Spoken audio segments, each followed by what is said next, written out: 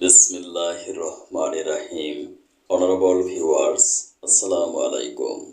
বিশ্বের যে প্রান্ত থেকে আমার আজকের সংবাদ শিরোনাম অনুষ্ঠানটি দেখছেন, ডিজিটাল বায়োকেমিক মেডিকেল কলেজ হসপিটালের পক্ষ থেকে ডক্টরস টক টিভি 100K চ্যানেলের সকল দর্শক শ্রোতাদেরকে জানাচ্ছি আন্তরিক অভিনন্দন। আজকের প্রধান সংবাদ শিরোনাম পাঠ করছি আমি ডাক্তার কাজী দেলোয়ার হোসাইন।